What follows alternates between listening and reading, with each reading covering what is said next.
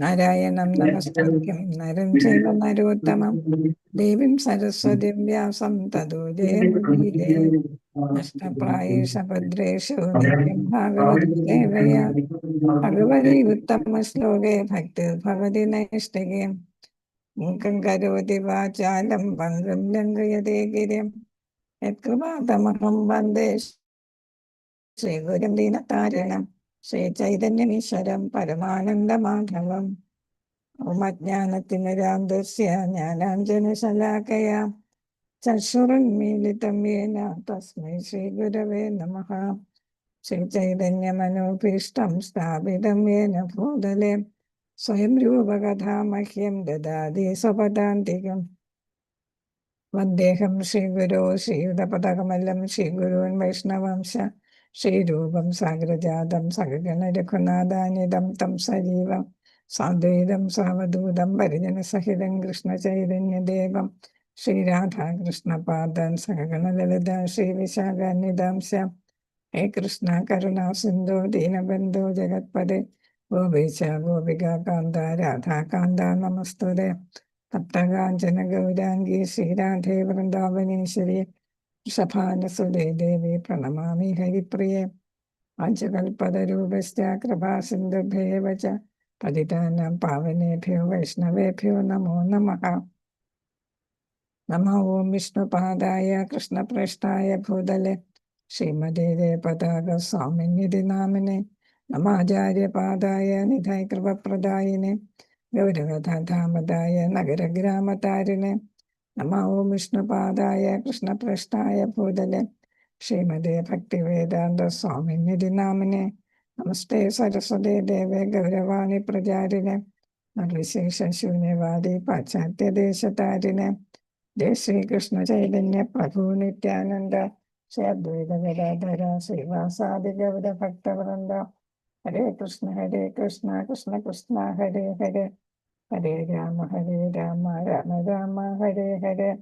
ഹരേ കൃഷ്ണ കൃഷ്ണ കൃഷ്ണ ഹരേ ഹരേ ഹരേ രാമ രാമ രാമ ഹരേ ഹരേ. ഹരേ കൃഷ്ണ കൃഷ്ണ ഹരേ ഹരേ ഹരേ രാമ രാമ രാമ ഹരേ ഹരേ. കൃഷ്ണ എല്ലാവർക്കും പ്രണാമം. ശ്രീ ശ്രീരാധാ ഗോവിന്ദ മന്ദിർ ഇസ്ലാം മംഗലാപുരത്തിന്റെ ഭക്തി സദാചാർ ക്ലാസ്സിലേക്ക് എല്ലാവർക്കും സ്വാഗതം. കൃഷ്ണ പ്രണാമം. ഹരേ കൃഷ്ണ പ്രണാമം. ഹരേ കൃഷ്ണ.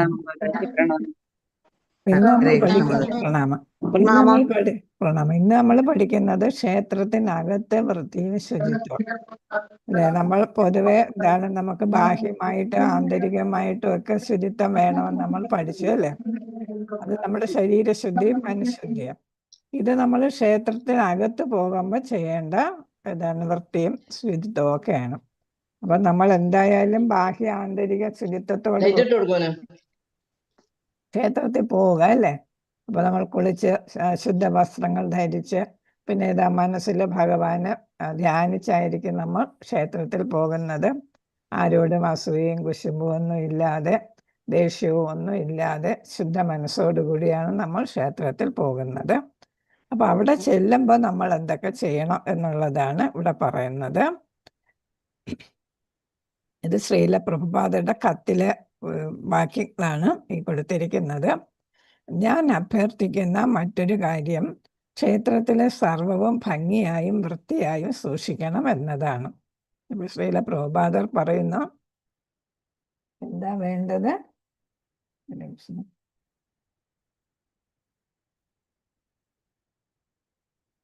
ക്ഷേത്രത്തിന്റെ അകത്തുള്ള എല്ലാ കാര്യങ്ങളും നമുക്കറിയാം. നമ്മുടെ വീടാണെങ്കിലും നമ്മൾ എന്ത് ചെയ്യുന്നു, തൂത്ത് തുടച്ച് വൃത്തിയാക്കുന്നു അല്ലേ. പൂജാ സാധനങ്ങളെല്ലാം എന്നും കഴുകി തുടച്ച് വൃത്തിയാക്കാം. നമ്മളും വൃത്തിയാക്കുന്നു. പിന്നെ ഭഗവാൻ ഇരിക്കുന്നിടം വൃത്തിയാക്കുന്നു, പരിസരം വൃത്തിയാക്കുന്നു, ഭഗവാനെ പൂജിക്കാൻ ഉപയോഗിക്കുന്ന സാധനങ്ങൾ വൃത്തിയാക്കുന്നു, ഭഗവാന് നിവേദ്യം ഉണ്ടാക്കുമ്പോൾ അവിടെ വൃത്തിയായിട്ട് സൂക്ഷിക്കുന്നു, നിവേദ്യം എല്ലാം ഉണ്ടാക്കുന്നതും വൃത്തിയായിട്ട് തന്നെ. അപ്പൊ അതിൻ്റെ ചുറ്റും എല്ലായിടവും നമ്മൾ വൃത്തിയായിട്ട്, അടുപ്പ് എല്ലാം വൃത്തിയായിട്ട്, അതേപോലെ വൃത്തിയുള്ള പാത്രങ്ങളും തവികളും ഒക്കെയാണ് നമ്മൾ ഉപയോഗിക്കുന്നത് അല്ലേ. അപ്പൊ ചുരുക്കത്തിൽ എല്ലാം വൃത്തിയായിട്ടായിരിക്കണം എന്നാണ്. അപ്പൊ ഇവിടെ അതുകൊണ്ട് പറയുന്നു, ക്ഷേത്രത്തിലെ സർവവും എല്ലാം എന്തായിട്ടായിരിക്കണം? ഭംഗിയായിട്ടും വൃത്തിയായിട്ടും സൂക്ഷിക്കണം. എല്ലാവരും ഭഗവാൻ കൃഷ്ണന്റെ എന്തെങ്കിലും തൊടുന്നതിന് മുമ്പ് കൈകൾ കഴുകണം. അപ്പൊ നമ്മൾ വീട്ടിൽ പൂജ ചെയ്യുന്നവർക്കറിയാം, നമ്മൾ ഒരു ബൗളിൽ എന്താണ് ഭഗവാന് ഒരു സ്പൂൺ ഇട്ടിട്ട്, വെങ്കല പാത്രമായിരിക്കാം, അതിൽ നമ്മൾ ഭഗവാന് വേണ്ടിയിട്ട് ഒരടപ്പോട് കൂടി ഭഗവാന് വേണ്ടിയിട്ടുള്ള ജലം വയ്ക്കും അല്ലേ? അത് നമ്മൾ എന്താ ചെയ്യുന്നത്? ഗംഗേ ജയമുനെ ചൈവ ഗോദാവരി സരസ്വതി നർമ്മദേ സിന്ധു കാവേരി ജലേസ്മിൻ സന്നിധിം ഗുരു എന്ന് പറഞ്ഞ ആ തീർത്ഥത്തിന് എല്ലാ നദികളെയും വിളിച്ചു വരുത്തി നമ്മൾ തീർത്ഥത്തിന് പുണ്യമാക്കി മാറ്റുകയാണ് അല്ലേ? അത് കഴിഞ്ഞിട്ട് നമ്മൾ എന്ത് ചെയ്യും? നമ്മളെ തന്നെ ശുദ്ധീകരിക്കുന്നതിന് വേണ്ടിയിട്ട് നമ്മൾ എന്ത് ചെയ്യും? ഒരു ഡ്രോപ്പ് അല്ലെങ്കിൽ കുറച്ച് വെള്ളം നമുക്ക് വേണ്ടിയിട്ട് ഒരു പാത്രത്തിൽ വെള്ളം അതേപോലെ മാറ്റി വെക്കും, ചെറിയ ബൗളിൽ അതേപോലെ ഒരു സ്പൂൺ ഇട്ട് മാറ്റി വെച്ചിട്ടുണ്ടായിരിക്കും. അതിൽ നിന്ന് കുറച്ച് വെള്ളം എടുത്ത് നമ്മൾ വലത് കയ്യിൽ വച്ചിട്ട് എന്ത് ചെയ്യുന്നു? വലത് കയ്യിൽ ഇങ്ങനെ പിടിച്ചിട്ട് അവിടെ എന്താ പറയുന്നത്? ഏത് ഇതാണ് പറയുന്നത്? പെട്ടെന്ന് മറന്നുപോയല്ല. ഹരേ കൃഷ്ണ. അതല്ല സാർ, അത് പുളിക്കുന്നല്ലേ?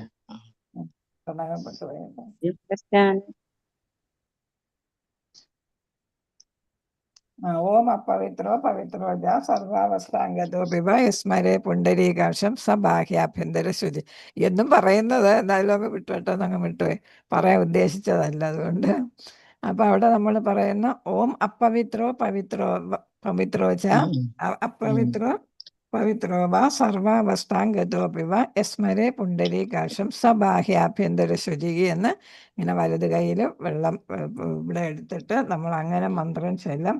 അത് കഴിഞ്ഞിട്ട് ശ്രീ വിഷ്ണു ശ്രീ വിഷ്ണു ശ്രീ വിഷ്ണു എന്ന് ചൊല്ലും.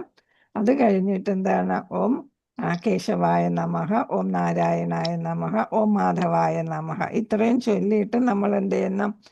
നമ്മൾ തൊടാതെ, ചുണ്ടിൽ തൊടാതെ അത് ഒരു ഡ്രോപ്പ് നമ്മൾ കുടിക്കുകയും ബാക്കി നമ്മൾ ദേഹത്ത് തളിക്കുകയും ചെയ്യാം. അപ്പം നമ്മുടെ അകവും പുറവും ശുചിയായി എന്നാണ് പറയുന്നത്. അപ്പൊ ഇതാദ്യം ശുദ്ധിയാക്കിയ വെള്ളമാണ് അല്ലേ? എല്ലാ നദികളെ ആവാഹിച്ചിട്ട് നമ്മൾ ചെയ്തതാണ്. അടുത്താണ് നമ്മൾ ചെയ്തത് ആചമന മന്ത്രമാണ് അടുത്ത് ചെയ്തതല്ലേ? ഓം അപവിത്രോ പവിത്രോ എന്ന് പറഞ്ഞ് ചൊല്ലിയത് ഏതാണ്? ആചമന മന്ത്രമാണ്. അപ്പൊ അത് ചൊല്ലി നമ്മൾ തന്നെ എല്ലാ ഗംഗയിലെ എല്ലാ നദികളിലെയും ജലം കൊണ്ട് നമ്മൾ തന്നെ ബാഹ്യമായും ആഭ്യന്തരമായിട്ടും ശുചിത്വം വരുത്തി. അത് കഴിഞ്ഞിട്ട് പിന്നെ വേറൊരു പാത്രത്തിൽ വെക്കും.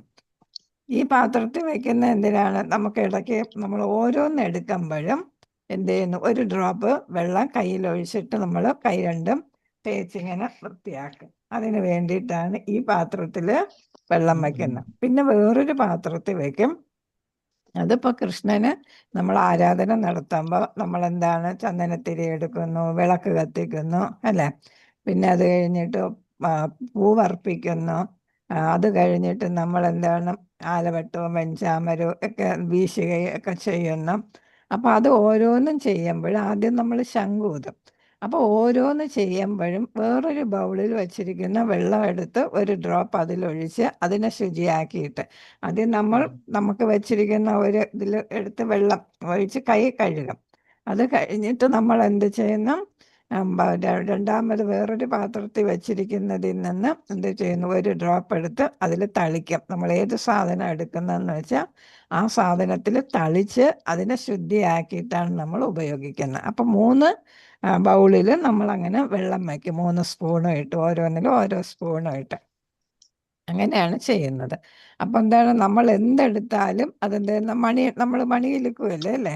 മണിയിലിക്കല്ലേ നമ്മൾ പൂജ ചെയ്യുന്ന ആ മണിയിലും ഇങ്ങനെ ഒരു ഡ്രോപ്പ് ഇങ്ങനെ ഒഴിക്കും. അപ്പൊ സകലത് ശുദ്ധിയാക്കിയിട്ടാണ് ഒഴിക്കുന്നത്. കാരണം എന്താണ്? ഭഗവാനെയാണ് നമ്മൾ പൂജിക്കുന്നത് അല്ലേ?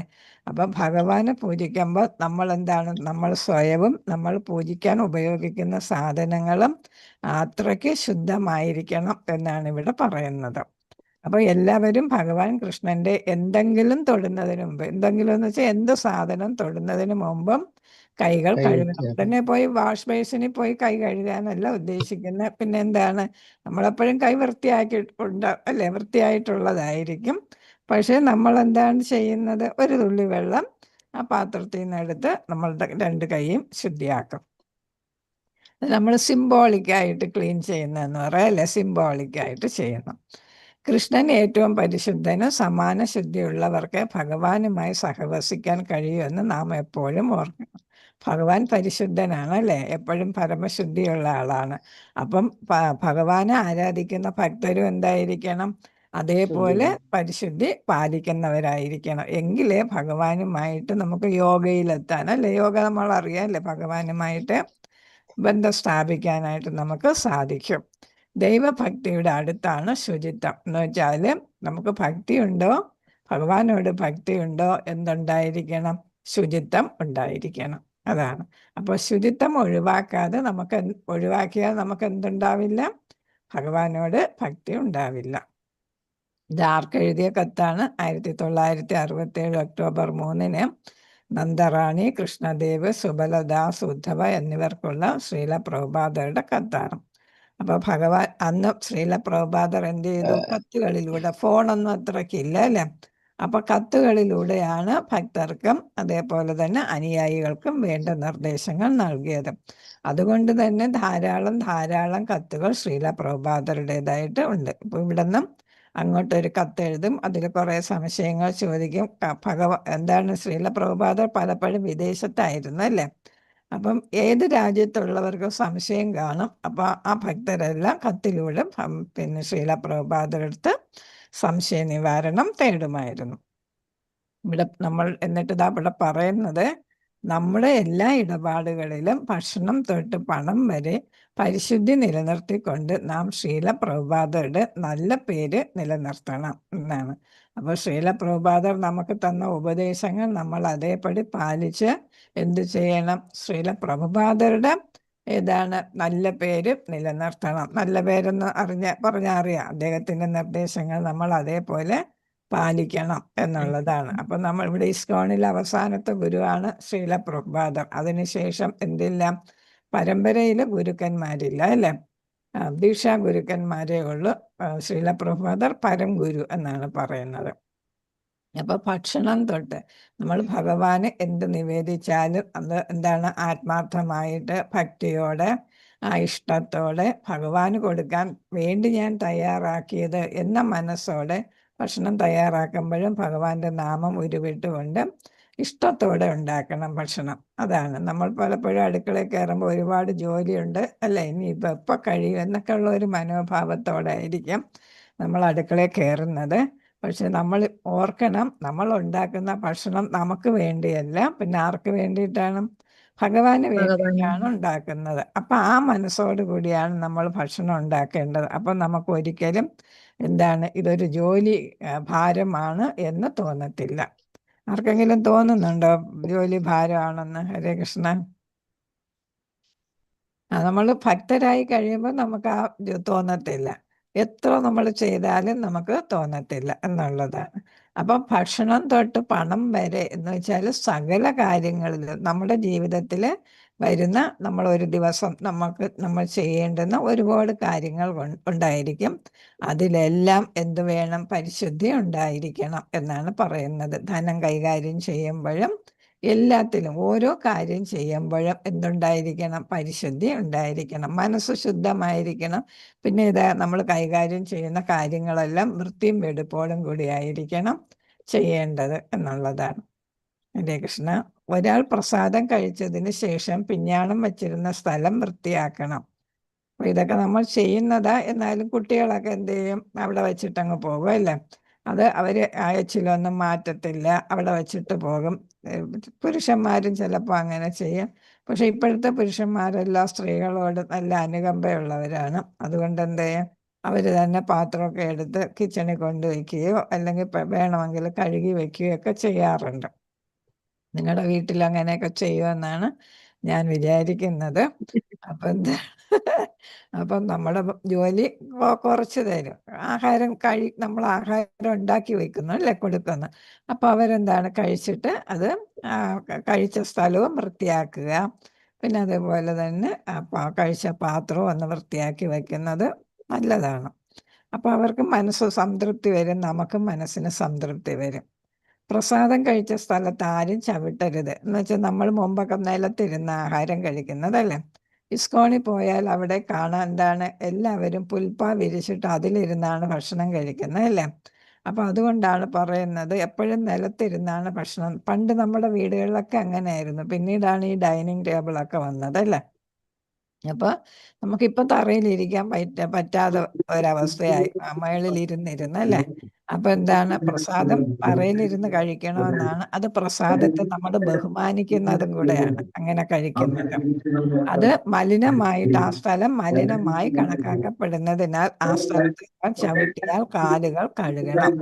അപ്പം നിലത്തിരുന്ന് ഭക്ഷണം കഴിച്ചാൽ എന്താണ്, ആ സ്ഥലം വൃത്തിയാക്കണം. വൃത്തിയാക്കുന്നതിന് മുമ്പ് ചവിട്ടുകയാണെങ്കിൽ നമ്മൾ കാല് കഴുകണം. ക്ഷേത്രം വളരെ വൃത്തിയുള്ളതായിരിക്കണം. അതിനാൽ അനാവശ്യമായി ക്ഷേത്രം മലിനമാക്കാതെ നാം ശ്രദ്ധിക്കണം. ഭഗവാൻ ഇരിക്കുന്നിടമാണല്ലേ ക്ഷേത്രം എന്ന് പറയുന്നത്. ഇപ്പം ക്ഷേത്രം എന്ത് ചെയ്യണം, നമ്മളും വൃത്തികേടാക്കാതെ നോക്കണം. നമ്മളെ വീടും അതുപോലെ തന്നെ. നമ്മൾ ഭഗവാനെ പൂജിക്കുന്ന വീട് ക്ഷേത്രം തന്നെയാണ്. അപ്പം നമ്മളെ വീടും പരിസരവും അതേപോലെ ശുചിയായിട്ട് നമ്മൾ സൂക്ഷിക്കണമെന്നാണ്. ഭക്ഷണം കഴിച്ചതിന് ശേഷം കൈയും വായും കഴുകാതെ ക്ഷേത്രമുറിയിൽ പ്രവേശിക്കരുത്. അപ്പം നമ്മൾ എന്താണെങ്കിലും നമ്മൾ കൈയും വായും ഒക്കെ കഴുകാറുണ്ട്. നമ്മളിപ്പോൾ പ്രത്യേകിച്ചും വളരെ ശ്രദ്ധിക്കും. മറ്റേ ആണെങ്കിലും ആ ചെറിയ എന്തെങ്കിലും സാധനം കഴിക്കുമ്പോൾ കുഴപ്പമില്ല, ഫ്രൂട്ട്സ് കഴിക്കുന്ന അതിലിപ്പോൾ എന്താണ് അഴുക്ക് വരുന്നത് അല്ലേ എന്ന് വിചാരിച്ച് നമ്മൾ കഴുകാതെ ഇരിക്കും. പക്ഷെ ഭഗവാന്റെ അടുത്ത് പോകുമ്പോൾ നമ്മളത് കഴുകിയിട്ട് വേണം പോകാൻ. പടം വച്ചിരിക്കുന്നിടമാണെങ്കിൽ അല്ലെങ്കിൽ പ്രതിമ വച്ചിരിക്കുകയൊക്കെ ആണെങ്കിൽ നമ്മൾ അങ്ങോട്ട് പോകുമ്പോൾ എന്ത് ചെയ്തിട്ട് വേണം പോകാൻ, വായും കൈയുമൊക്കെ നന്നായിട്ട് കഴുകിയിട്ട് വേണം പോകാൻ. കഴിയുമെങ്കിൽ കാലുകളും കൂടെ കഴുകണമെന്നാണ്. നിലത്തിരുന്നൊക്കെ ഭക്ഷണം കഴിച്ച് കഴിയുമ്പോൾ കാലുകളും കഴുകണം എന്നുള്ള. എന്താണെങ്കിലും കൈയും വായും ശരിയായിട്ട് കഴുകിയിട്ട് വേണം ക്ഷേത്രമുറിയിൽ പ്രവേശിക്കാൻ. നമ്മുടെ വീട്ടിൽ പടത്തിൻ്റെ അടുത്ത് പോകുമ്പോഴും അങ്ങനെ വേണം ചെയ്യാൻ. ക്ഷേത്രത്തിൽ പ്രത്യേകിച്ച് അകത്തായിരിക്കുമ്പോൾ ഒരാൾ വായിലോ ചെവിയിലോ മൂക്കിലോ വിരലുകൾ വയ്ക്കുന്നത് ഒഴിവാക്കണം. അപ്പം പൊതുവെ പറയുന്നത് ഇതൊക്കെ എന്താണ്, സെക്രീഷനാണ് അല്ലേ, മാലിന്യമാണ് അല്ലേ. ചെവിയിൽ നിന്ന് വരുന്നതാണെങ്കിലും മൂക്കിൽ നിന്ന് വരുന്നതാണെങ്കിലും വായിൽ നിന്ന് വരുന്നതാണെങ്കിലും തുപ്പലും അത് ഇതുമൊക്കെ എല്ലാം എന്താണ്, വിസർജ്യ വസ്തുക്കളാണ് അല്ലേ. നമ്മുടെ ശരീരത്തിന് വേണ്ടാത്ത വസ്തുക്കളാണ്. അതുകൊണ്ട് ആ വിസർജ്യ വസ്തുക്കൾ വരുന്ന സ്ഥലങ്ങൾ വായ്, ചെവി, മൂക്ക് ഇതിലൊന്നും വിരൽ വയ്ക്കുന്നത് നമ്മൾ ഒഴിവാക്കണം. നമ്മൾ വീട്ടിലാണെങ്കിലും അങ്ങനെ ചെയ്യണമെന്നുള്ളത്. വച്ചാൽ നമ്മൾ കൈ കഴുകുക. നമുക്ക് ചിലപ്പോൾ ചെവിയൊക്കെ തോണ്ടുന്ന ഒരു സ്വഭാവം ഉണ്ടല്ലേ. അത് കഴിഞ്ഞാൽ ചൊറിച്ചിൽ വരുമ്പോഴേ അപ്പം നമ്മളത് ചെയ്താൽ എന്ത് ചെയ്യണം, കൈ കഴുകണം എന്നുള്ളതാണ്. അപ്പം ക്ഷേത്രത്തിൽ വെച്ച് അവയൊന്നും ചെയ്യാൻ പാടില്ല. എപ്പോൾ ഒരാൾ അത് ചെയ്യാൻ നിർബന്ധിതനാകുന്നു, സ്വകാര്യമായി ആയാൽ പോലും അതിനുശേഷം ഉടൻ തന്നെ കൈ കഴുകണം. ഇതൊക്കെ നമ്മൾ ശ്രദ്ധിക്കേണ്ട. കാരണം എന്താ, അത് കഴിഞ്ഞിട്ട് നമ്മൾ ചിലപ്പോൾ ഭഗവാന്റെ വല്ല വസ്തുക്കളൊക്കെ എടുക്കും അല്ലേ. അപ്പം നമ്മൾ ഓർക്കത്തില്ല. അതുകൊണ്ട് എന്താണ്, ഉടനെ തന്നെ നമ്മൾ കൈയും ഒക്കെ കഴുകി കഴിഞ്ഞാൽ നമുക്ക് എന്താണ്, ഭഗവാന്റെ സാധനങ്ങൾ എടുക്കാനായിട്ട് നമുക്ക് സാധിക്കും. ക്ഷേത്രത്തിൻ്റെ അകത്ത് ചെരുപ്പ് അനുവദനീയം അല്ലാത്ത ഒരു സ്ഥലത്തും കുഞ്ഞുങ്ങളുടെ തള്ളു കസേരകൾ കൊണ്ടുവരാൻ പാടില്ല. ഇപ്പം നമുക്ക് ഒരു ഫാഷനാണ് കുട്ടികളെ ഒരു തരം ചെയറിലിരുത്തി, ഉരുട്ടുന്ന ചെയറിലിരുത്തി അല്ലേ, ഊഞ്ഞാല് പോലെ അല്ലെങ്കിൽ തൊട്ടിൽ പോലെ ഇങ്ങനെ കൊണ്ട് നടക്കുന്നത്. അപ്പം നമുക്ക് ചെരുപ്പിടാനായിട്ട് അനുവാദമില്ലാത്ത സ്ഥലത്ത് കുട്ടികൾക്ക് വേണ്ടിയിട്ടുള്ള ഈ തള്ളു കസേരകളും കൊണ്ടുവരാൻ പാടില്ല. സ്വീകരണ മുറിയും ഇടനാഴികളും ഉൾപ്പെടെ വീൽ ചെയറുകൾക്ക് ഏതൊരു വിലക്കുമില്ലെന്ന് വ്യക്തം. അപ്പോൾ ക്ഷേത്രത്തിനകത്താണ്. അതേസമയം പുറത്ത് എന്ത് ചെയ്യാം, സ്വീകരണ മുറി, ഇടനാഴിക തുടങ്ങിയ അവിടെയെല്ലാം വീൽ ചെയറുകൾക്ക് എന്ന് വെച്ചാൽ കോമ്പൗണ്ട് വാളിനകത്ത് കൊണ്ടുവരാം. ശ്രീകോവിൽ നമ്മൾ പറയുന്ന പോലെ ശ്രീകോവിലിനകത്ത് അതൊന്നും കൊണ്ടുവരാൻ പാടില്ല. അപ്പോൾ ഇസ്കോണിൻ്റെ ക്ഷേത്രത്തിനകത്ത് നമ്മൾ കൊണ്ടുവരാൻ പാടില്ല, പുറത്ത് അതൊക്കെ ഉപയോഗിക്കാം. ചെരുപ്പുകൾ പാടില്ലാത്ത ക്ഷേത്രത്തിന്റെ ഒരു സ്ഥലത്തും അരച്ചെരുപ്പ് ധരിക്കരുത്. അത് ദിവസേന കഴുകാത്തതിന് ചപ്പലോ അല്ലെങ്കിൽ ഹാഫ് ഷൂ എന്നൊക്കെ നമ്മൾ പറയത്തില്ലേ, അവയൊന്നും ധരിക്കാനായിട്ട് പാടില്ല എന്നാണ്. അതേസമയം ജോഡിയായി സോക്സ് ധരിക്കാം. ഇപ്പൊ ചിലർക്ക് കാലിനൊക്കെ ആണിപ്പുറ്റ് അങ്ങനെയൊക്കെ ഉള്ള അസുഖങ്ങൾ വരും അല്ലേ, ചിലരുടെ ഡയബറ്റിക് ഫുഡൊക്കെ കാണും അല്ലേ. ഒരുപാട് ഡയബറ്റിക് ആയവർക്കൊക്കെ സെൻസേഷൻ ഇല്ലാതെ ആവും കാലിന് കുറെ കഴിയുമ്പോഴത്തേക്കും.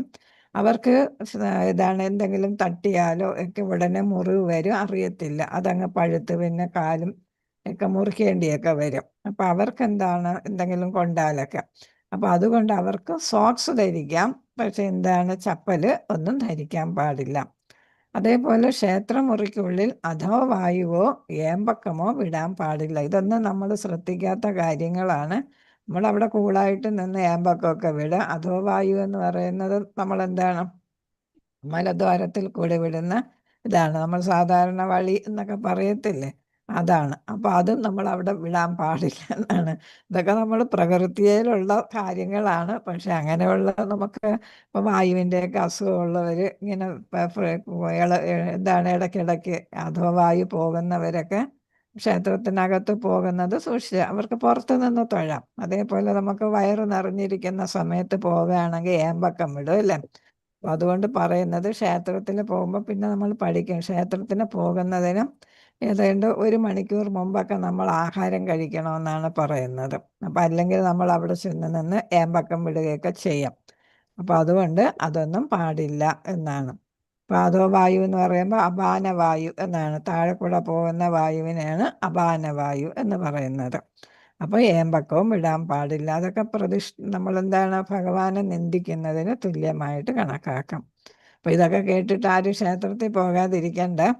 ശ്മശാനം സന്ദർശിച്ചതിന് ശേഷമോ മൃതദേഹം സ്പർശിച്ചതിന് ശേഷമോ ക്ഷേത്രത്തിൽ പ്രവേശിക്കരുത്. ഇതൊന്നും നമ്മൾ ചെയ്യുന്നതല്ലേ. നമ്മൾ ശ്മശാനത്തിൽ പോയാലോ മരണ വീട്ടിൽ പോയാലോ ഒക്കെ എന്ത് ചെയ്യുന്നു, എല്ലാ ഡ്രസ്സും കഴുകി അല്ലേ കുളിച്ചിട്ട് നമ്മൾ വീട്ടിനകത്ത് കയറാറുള്ളൂ. തല കുളിച്ചതിന് ശേഷം മാത്രം പ്രവേശിക്കുക. കുടുംബത്തിൽ മരണം സംഭവിച്ചാൽ 24 മണിക്കൂറിന് ശേഷം മാത്രം ക്ഷേത്രത്തിൽ പ്രവേശിക്കുക. അത് നമ്മൾ ഇനി പഠിക്കും. ഓരോ ജാതിക്കും അനുസരിച്ച് പുലയുണ്ടല്ലേ, 16 ദിവസം 12 ദിവസം അങ്ങനെ ഓരോ 10 ദിവസം അങ്ങനെ ഓരോ ജാതിക്ക് അനുസരിച്ച് പുലയുണ്ട്. ആ പുലയ്ക്ക് ശേഷമാണ് സാധാരണ എന്ത് ചെയ്യുന്നത്, ക്ഷേത്രത്തിൽ പ്രവേശിക്കുന്നത്. അതുവരെയും അടുത്ത രക്തബന്ധമുള്ളവർ മരിച്ചാൽ ക്ഷേത്രത്തിൽ പോകാറില്ല. അതാണ് കുടുംബത്തിൽ മരണം സംഭവിച്ച 24 മണിക്കൂർ ഏറ്റവും കുറഞ്ഞ സമയമാണ് പറഞ്ഞിരിക്കുന്നത്. അപ്പോൾ ഇതെല്ലാം അറിയാമല്ലോ. ഹരേ കൃഷ്ണ, എല്ലാവർക്കും ഇത് അറിയാവുന്ന കാര്യങ്ങളാണ് അല്ലേ. ചില കാര്യങ്ങൾ നമ്മൾ കുറച്ചുകൂടി ശ്രദ്ധിക്കുക എന്നുള്ളതേ ഉള്ളൂ. ഇനി മറ്റു മര്യാദകൾ എന്ന് പറയുന്നത് എന്താണ്? ഇപ്പോൾ ക്ഷേത്രത്തിനുള്ളിലും പുറത്തുമൊക്കെ അത് വരും. നിർമാല്യത്തെയും മറ്റു പുണ്യവസ്തുക്കളെയും ബഹുമാനിക്കേണ്ട വിധം. നിർമാല്യം എന്ന് പറയുന്ന ഭഗവാനെ പൂജിക്കാനായിട്ട് ഉപയോഗിക്കുന്ന എല്ലാ വസ്തുക്കളും നിർമാല്യത്തിൽ പെടും. പൂവ്, പാത്രങ്ങള്, പിന്നെ ഇതാണ് കിണ്ടി അല്ലേ, പിന്നെ ഏതാ പൂവിടുന്ന പാത്രം, വിളക്കുകള്, ശംഖ്, അങ്ങനെ എല്ലാ സാധനങ്ങളും ഏതിൽ വരും, നിർമാല്യം. അപ്പൊ അങ്ങനെയുള്ള വസ്തുക്കളെ എങ്ങനെ ബഹുമാനിക്കണമെന്നാണ്. ഭഗവാൻ കൃഷ്ണൻ തൻ്റെ അനുസാരികളിൽ നിന്ന് വ്യത്യസ്തനല്ല. എന്താ വെച്ചാൽ ഭഗവാൻ എന്താണ്, നമ്മൾ ഭഗവാന്റെ ചിത്രം അല്ലെങ്കിൽ പ്രതിഷ്ഠ ഭഗവാൻ തന്നെയാണ് എന്ന് നമ്മൾ മനസ്സിലാക്കിയിട്ടുള്ളത് പോലെ തന്നെ ഭഗവാന് പൂജിക്കാനും ഭഗവാനുമായി ബന്ധപ്പെട്ട എല്ലാ വസ്തുക്കളും ഏതാണ്, ഭഗവാൻ തന്നെയാണ് എന്നാണ്. അപ്പം നമ്മൾ വിളക്കൊക്കെ നല്ല ബഹുമാനത്തോടെയാണ് വിളക്കിനെയൊക്കെ കൈകാര്യം ചെയ്യുന്നത് അല്ലേ. കിണ്ടി നമ്മൾ കിഴക്കോട്ട് തിരിച്ചേ വെക്കൂ, ദിശ വരെ നോക്കിയേ നമ്മൾ ഇതൊക്കെ വെക്കൂ അല്ലേ. അപ്പോൾ ഭഗവാനുമായി ബന്ധപ്പെട്ട എല്ലാം ഭഗവാനായിട്ടാണ് കണക്കാക്കുന്നത്. ഭഗവാന്റെ അനുസാരികളോട് മോശമായി പെരുമാറുന്നത് ഭഗവാനോട് മോശമായി പെരുമാറുന്നതിന് തുല്യമാണ്.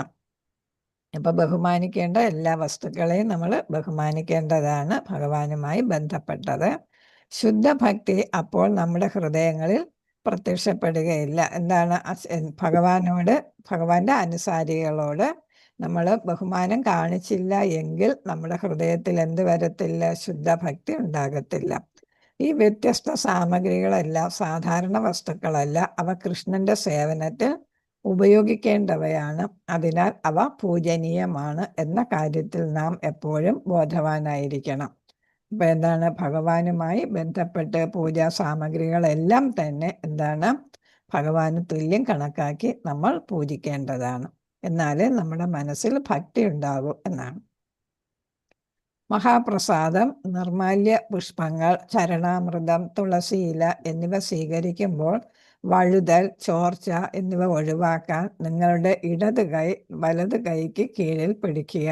അപ്പോൾ നമ്മൾ വലത് കൈ കൊണ്ടായിരിക്കും വാങ്ങിക്കുന്നത് അല്ലേ ക്ഷേത്രത്തെ. അപ്പോൾ എന്താ ചെയ്യണം, ഇടത് കൈ എന്ത് ചെയ്യണം, വലത് കൈയുടെ താഴെ വയ്ക്കുമ്പോൾ നമുക്ക് തരുന്ന തീർത്ഥജലവും അതേപോലെ ചന്ദനം, പൂവ് എന്നിവയൊക്കെ എന്ത് ചെയ്യണം, വീണു പോകാതെ ഇരിക്കും എന്നാണ് ഇവിടെ പറഞ്ഞിരിക്കുന്നത്.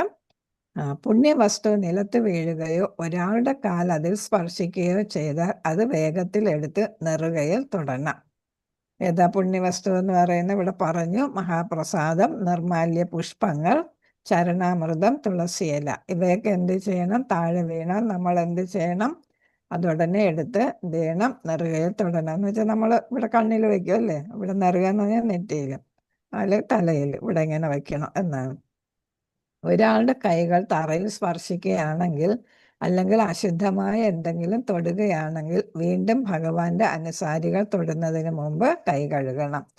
അപ്പൊ നമ്മൾ അത് ശ്രദ്ധിക്കാറില്ല. താഴെ വീഴുന്നതെല്ലാം നമ്മളിങ്ങനെ പിറക്കിയെടുക്കും അല്ലേ, പൂക്കളും എല്ലാം പിറക്കിയെടുക്കും.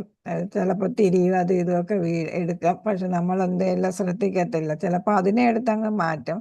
പക്ഷെ കൈ കഴുകാനായിട്ട് നമ്മൾ ശ്രദ്ധിക്കത്തില്ല. തറയെന്ന് പറയുമ്പോൾ നമ്മൾ എന്താ ചെയ്യുന്നത്, നമ്മൾ ചവിട്ടി നടക്കുന്നിടമാണ് അല്ലേ. അപ്പൊ എന്താണെങ്കിലും നമ്മളെ പാദസ്പർശമേറ്റിടമാണ്. അപ്പൊ നമ്മളെ പാദസ്പർശമേറ്റിടം എന്തെല്ലാം ഭഗവാന്റെ പാദസ്പർശമേറ്റതുപോലെ ശുദ്ധമായിട്ടുള്ള സ്ഥലങ്ങളല്ല അല്ലേ. അപ്പൊ അതുകൊണ്ട് നമ്മൾ എന്ത് ചെയ്യണം, ഉടൻ തന്നെ നമ്മൾ കൈ കഴുകണം. താഴെ വീണതൊന്നും എടുത്ത് നമ്മൾ പൂജയ്ക്ക് എടുക്കരുത്. പകരം അവ മാറ്റി വെച്ചിട്ട് നമ്മൾ എന്ത് ചെയ്യണം, കൈ കഴുകണം. കൈ കഴുകാൻ ഞാൻ പറഞ്ഞല്ലോ, അവിടെ ഒരു പാത്രത്തിൽ നമ്മൾ വെള്ളം വെച്ചിട്ടുണ്ടല്ലേ, അതൊരു ഡ്രോപ്പ് എടുത്ത് കൈ കഴുകിയാൽ മതി. ഉടനെ നമ്മൾ വാഷ് ബേസിനിലൊന്നും പോകേണ്ട കാര്യമില്ല. വിശുദ്ധമായ വസ്തുക്കളിൽ ഒരാൾ കാലുകുത്തരുത് എന്ന് വെച്ചാൽ എന്താണ്, ഇതിലൊന്നും ചവിട്ടാൻ പാടില്ല. പൂക്കള് അങ്ങനെയുള്ള കാര്യങ്ങളിലൊന്നും ചവിട്ടാൻ പാടില്ല. എല്ലാ വിശുദ്ധ വസ്തുക്കളും വൃത്തിയുള്ളതുമായ സ്ഥലത്ത് സൂക്ഷിക്കുകയും ശ്രദ്ധയോടെ കൈകാര്യം ചെയ്യുകയും വേണം. അപ്പൊ ഭഗവാനുമായി ബന്ധപ്പെട്ട എല്ലാ വസ്തുക്കളും വൃത്തിയുള്ളതായിരിക്കണം. പിന്നെ ഏതാണ്, വൃത്തിയുള്ള സ്ഥലത്ത് സൂക്ഷിക്കുന്നതായിരിക്കണം. പിന്നെ അത് ആ ശ്രദ്ധയോടെ എന്ന് വെച്ചാൽ താഴെ വീഴാതെ ഒക്കെ കൈകാര്യം ചെയ്യണം. അവ വലിച്ചെറിയാൻ പാടില്ല. എന്നാൽ ശ്രദ്ധാപൂർവം വ്യക്തിയിൽ നിന്ന് വ്യക്തിക്ക് കൈമാറണം. നമ്മൾ എന്താണ് ചിലപ്പം ഏതാണ് ഭഗവാന് എന്താണ് കുളിപ്പിച്ചിട്ട് തുടയ്ക്കാൻ ഉപയോഗിക്കുന്ന തുണിയായിരിക്കും, ടവലായിരിക്കും. അപ്പൊ ആ ടവൽ എന്താണ്, ഇങ്ങനെ എടുത്തെറിയരുത് എന്നുള്ളതാണ് ഞാൻ ഉദാഹരണം പറഞ്ഞത്.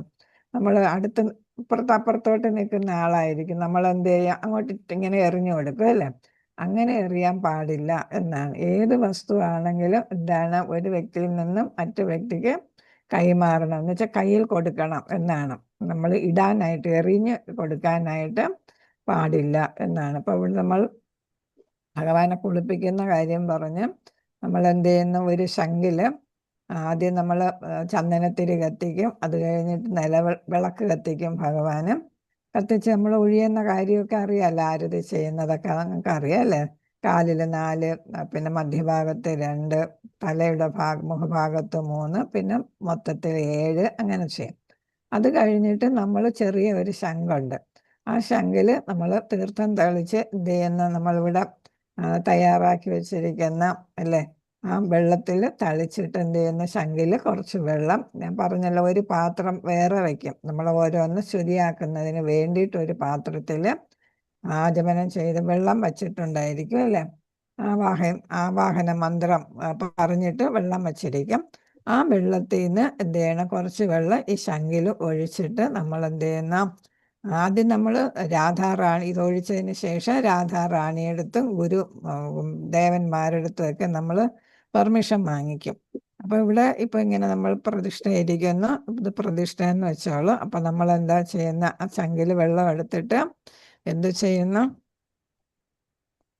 അപ്പോൾ ആ ശംഖിൽ വെള്ളം എടുത്തിട്ട് നമ്മൾ ആദ്യം പാദത്തിൻ്റെ അവിടെ ഇങ്ങനെ കാണിക്കും. അത് കഴിഞ്ഞിട്ട് ഭഗവാന്റെ തലയുടെ അവിടെ ഇങ്ങനെ കാണിക്കും. അപ്പം നമ്മൾ അവിടെ ഉദ്ദേശിക്കുന്നത് ഭഗവാന്റെ പാദം കഴുകുന്നു, തലയിൽ നമ്മളവിടെ വെള്ളം ഒഴിക്കുന്നു എന്നുള്ളതാണ്.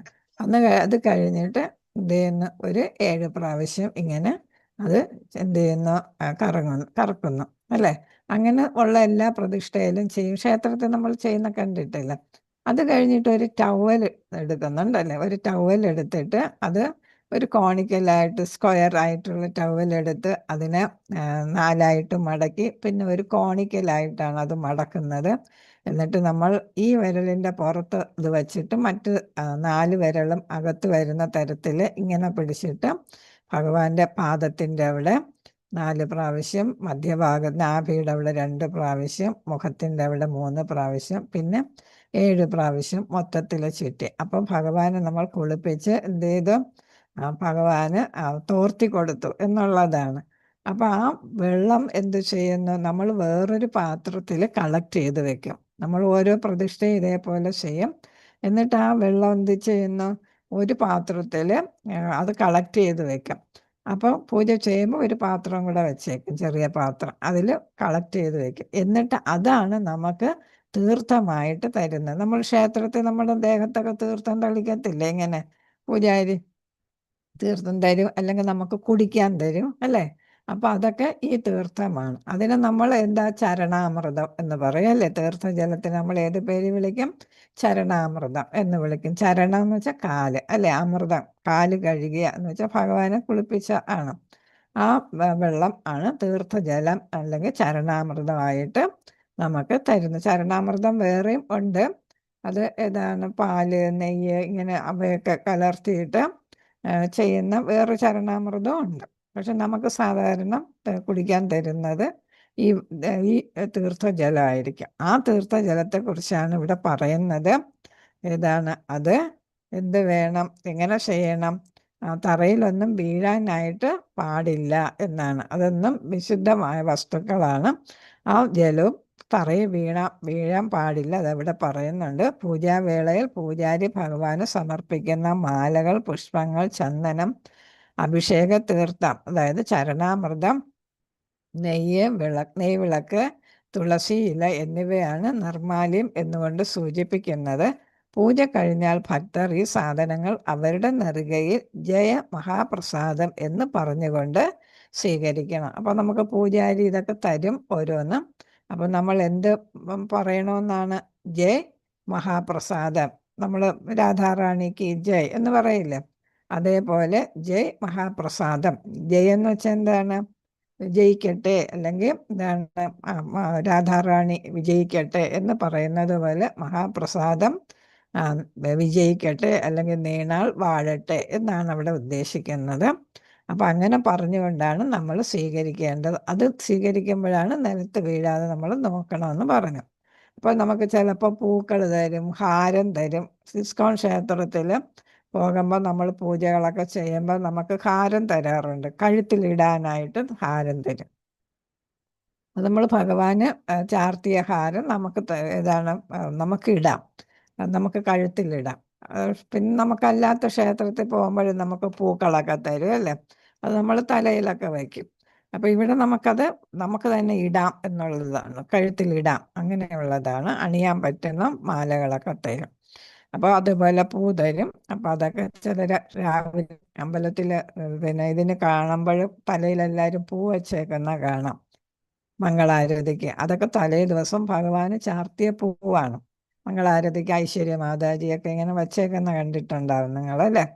അതൊക്കെ തലേ ദിവസം ഭഗവാന് അർപ്പിച്ച പൂക്കളാണ് തലയിൽ വച്ചേക്കുന്നത്. പൂക്കളും മാലകളും ശരിയായ രീതിയിൽ ബഹുമാനിക്കപ്പെട്ട ശേഷം മാലകളും പൂക്കളും പോലുള്ള നിർമാല്യങ്ങൾ ശേഖരിച്ച് നദിയിൽ, തടാകം അല്ലെങ്കിൽ സമുദ്രം അല്ലെങ്കിൽ അവ തടസ്സപ്പെടുത്താത്ത ഒരു സ്ഥലത്ത്, ഉദാഹരണം ഒരാളുടെ പൂന്തോട്ടത്തിൻ്റെ ആരും ചവിട്ടാൻ സാധ്യതയില്ലാത്ത ഒരു ഭാഗത്ത് നിക്ഷേപിക്കാം. അപ്പം നമുക്കൊരു പ്രശ്നമുണ്ടല്ലേ? നമ്മളെപ്പോഴും എന്താണ് ഇതൊക്കെ കിട്ടിയാൽ, ചന്ദനം അത് ഇതൊക്കെ കിട്ടിയാൽ ചിലരെന്താണ് ഇട്ടിട്ട് ബാക്കി അവിടെ എവിടെയെങ്കിലും ഇങ്ങനെ വച്ചിട്ട് വരും അല്ലേ? ചിലർ തൊട്ടിട്ട് എന്താണ് കൈ തന്നെ അവിടെ തൂണുകളിലൊക്കെ ഇങ്ങനെ നമ്മൾ അമ്പലത്തിൽ പോകുമ്പോൾ കാണാം തേച്ച് പിടിപ്പിക്കുന്നത് അല്ലേ. അപ്പം നമ്മളതൊക്കെ ക്ഷേത്രത്തെ മലിനമാക്കുകയാണ് ചെയ്യുന്നത്. ചില ക്ഷേത്രത്തിൽ എന്തെങ്കിലും ഒരു ടവല് തൂക്കിയിട്ടുണ്ടാവും അല്ലേ, നമുക്ക് കൈ തുടയ്ക്കാനായിട്ട്. അപ്പം നമ്മൾ ഒരു തരത്തിലും ക്ഷേത്രം വൃത്തികേടാക്കാൻ പാടില്ല എന്നുള്ളതാണ്. അപ്പം ഇതെന്താണ്, നമ്മൾ അവിടെ വെച്ചിട്ട് വരണ്ട, പകരം നമുക്ക് എന്ത് ചെയ്യാം, ചവിട്ടാത്തടത്ത് കൊണ്ട് കുഴിച്ചിടുകയോ എന്തെങ്കിലും ചെയ്യാം. അല്ലെങ്കിൽ നമ്മൾ പോകുന്ന വഴിക്ക് നദിയോ മറ്റോ ഉണ്ടെങ്കിൽ അതിൽ ഉപേക്ഷിക്കാനായിട്ട് നമുക്ക് സാധിക്കും. കഴിയുന്നതും പലരും എന്താണ് ഇപ്പോൾ ക്ഷേത്രത്തിൽ നിന്ന് ഇതൊന്നും വാങ്ങാറില്ല. കാരണം എന്താണ്, അത് നമ്മൾ സൂക്ഷിക്കാൻ പറ്റിയ സ്ഥലം നമ്മുടെ വീട്ടിൽ ചിലപ്പോൾ ഉണ്ടായിരിക്കത്തില്ല. അപ്പം മാലകളൊന്നും മരത്തിൽ തൂക്കിയിടരുത് എന്നുള്ളതാണ് ശ്രദ്ധിക്കേണ്ടത്. നമ്മൾ ചിലപ്പോൾ ഒക്കെ ചെയ്യുന്നതാണ്, മാലകളൊക്കെ എവിടെയെങ്കിലും കൊണ്ട് ചെടിയുണ്ടെങ്കിൽ ആ ചെടിയെ കൊണ്ട് തൂക്കിയിടും അല്ലെ, ഹാരം. അത് പാടില്ല എന്നാണ്. അപ്പോൾ ഇത് നമ്മൾ ശ്രദ്ധിക്കേണ്ട കാര്യമാണ്. മാലയൊന്നും തൂക്കി ഇടരുത്. പ്രസാദ പൂമാലകൾ തലയിൽ തൊട്ടും ധരിച്ചും മണത്തറിഞ്ഞും ഭക്തർ സ്വീകരിക്കുന്നു. അവർ പ്രസാദ തുളസി മാലകൾ തലയിൽ തൊട്ടും മണത്തും കൊണ്ട് സ്വീകരിക്കുക, പക്ഷെ അവ ധരിക്കരുത്. നമ്മളെപ്പോഴും ചെയ്യുന്നത് തുളസി നമ്മൾ തലയിൽ വെക്കും അല്ലേ, വെക്കാറില്ലേ തുളസി?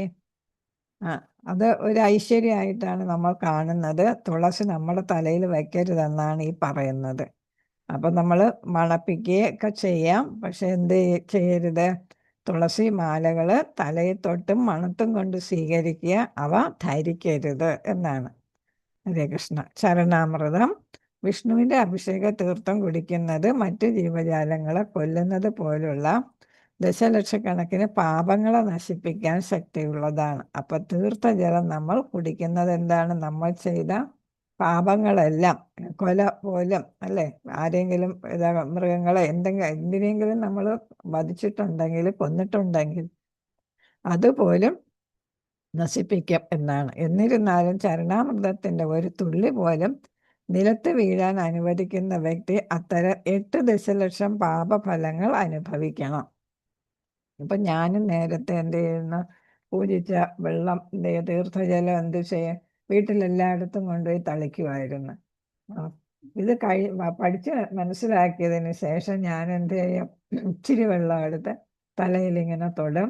അത് കഴിഞ്ഞിട്ട് ബാക്കി എന്താണ് തുളസി ചെടിയുടെയോ അല്ലെങ്കിൽ ഏതെങ്കിലും ചെടിയുടെ മൂട്ടിൽ ഒഴിക്കും. അപ്പോൾ നമ്മൾ തറയിൽ വീണ് ചവിട്ടാൻ പാടില്ല എന്നുള്ളത് ആദ്യം അറിയില്ലായിരുന്നു. അപ്പോൾ ഇത് പഠിച്ചു കഴിഞ്ഞപ്പോഴാണ് എനിക്ക് ആ അനുഭവം മനസ്സിലായത്, എന്താണ് നമ്മൾ ചവിട്ടാൻ പാടില്ല എന്നുള്ളത്. അപ്പോൾ നമ്മൾ എന്ത് ചെയ്യുക, അത് അമൃത തുല്യമായിട്ട് കണക്കാക്കി അല്ലെങ്കിൽ പവിത്രമായിട്ട് കണക്കാക്കി എന്ത് ചെയ്യണം, ആരും ചവിട്ടാതെ അത് സൂക്ഷിക്കണം. ചവിട്ടി എന്താ പറയുന്നത്, 8 ദശലക്ഷം പാപഫലങ്ങൾ അനുഭവിക്കണം എന്നാണ് ഹരിഭക്തി വിലാസത്തിൽ പറയുന്നത്. ഭക്തർക്ക് ചരണാമൃതം വിതരണം ചെയ്യണം. അവർ അത് കുടിക്കുമ്പോഴും നെറുകയിൽ വയ്ക്കുമ്പോഴും കേൾക്കാൻ പറ്റുന്നില്ല. ഹരേ കൃഷ്ണ. അവർ അത് കുടിക്കുമ്പോഴും നെറുകയിൽ വയ്ക്കുമ്പോൾ, അത് ഞാൻ മൈക്ക് നീക്കി പിടിച്ചുപോയി അറിയാതെ. ഹരേ കൃഷ്ണ. അവർ അത് കുടിക്കുമ്പോഴും നെറുകയിൽ വയ്ക്കുമ്പോഴും താഴെ പറയുന്ന ശ്ലോകം ചൊല്ലണം. ഏതാ? ചരണാമൃതം, തീർത്ഥം അല്ലേ. തീർത്ഥം നമ്മൾ വാങ്ങി കുടിക്കുമ്പോൾ ഇത് പറയണമെന്നാണ്. അകാല മൃത്യു ഹരണം, അകാലത്തിൽ മൃത്യു വരാതിരിക്കുക, ഹരിക്കുക, ഇല്ലാതാക്കുക. സർവവ്യാധി വിനാശനം, എല്ലാവിധ വ്യാധികളും അസുഖങ്ങളും നശിപ്പിക്കുക.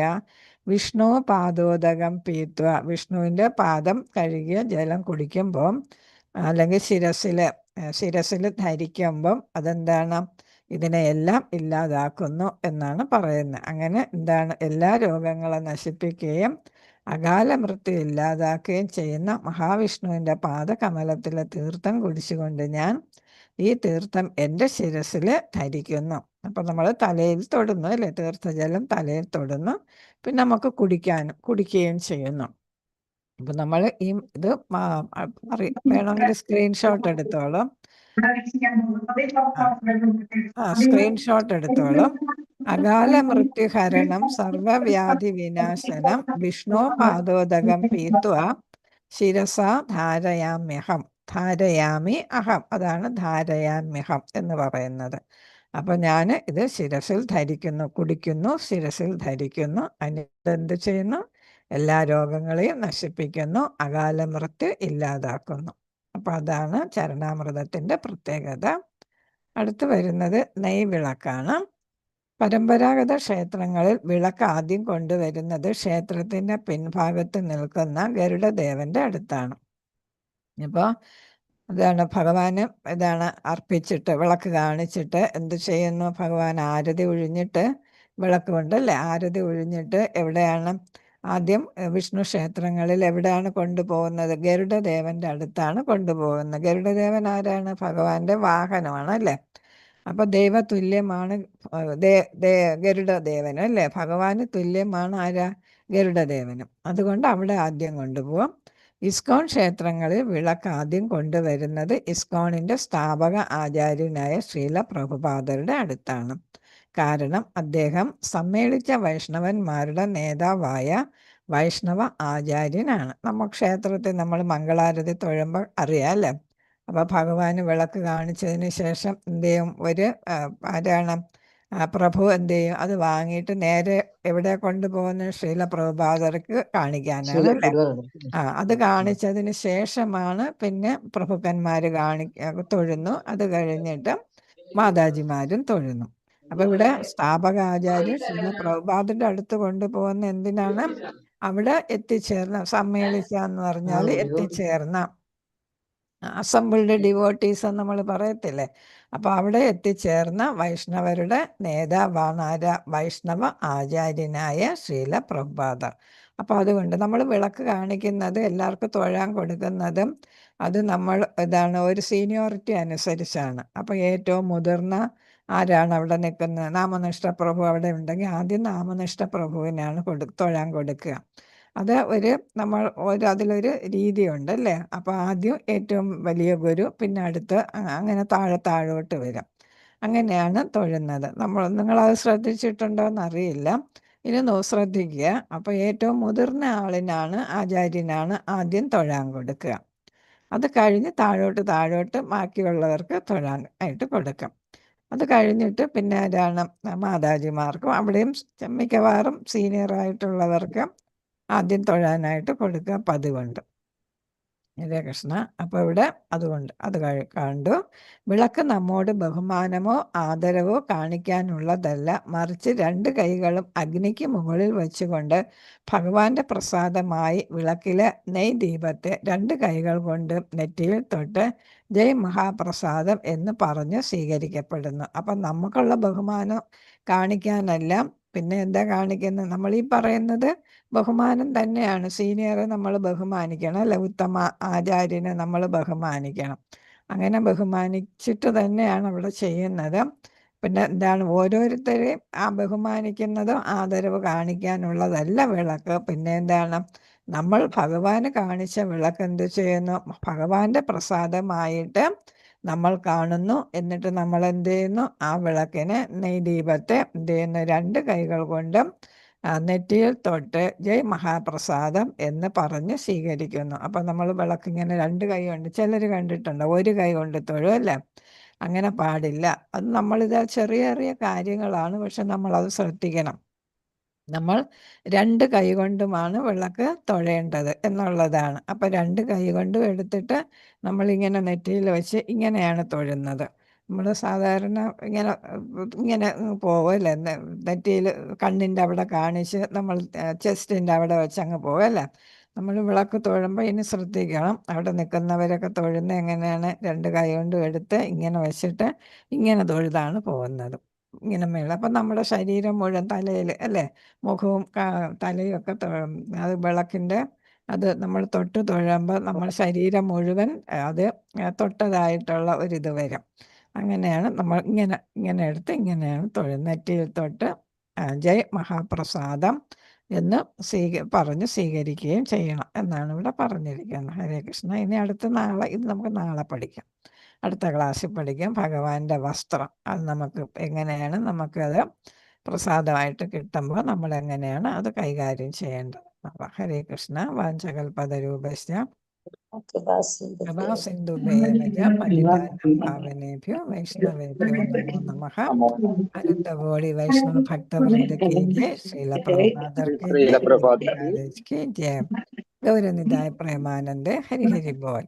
ഹരേ കൃഷ്ണ. ഹരേ കൃഷ്ണ ഹരേ ഹരേ കൃഷ്ണ കൃഷ്ണ കൃഷ്ണ ഹരേ ഹരേ രാമ ഹരേ രാമ രാമ രാമ ഹരേ കൃഷ്ണ ഹരേ കൃഷ്ണ കൃഷ്ണ കൃഷ്ണ ഹരേ ഹരേ രാമ ഹരേ രാമ രാമ രാമ ഹരേ ഹരേ. ഹരേ കൃഷ്ണ ഹരേ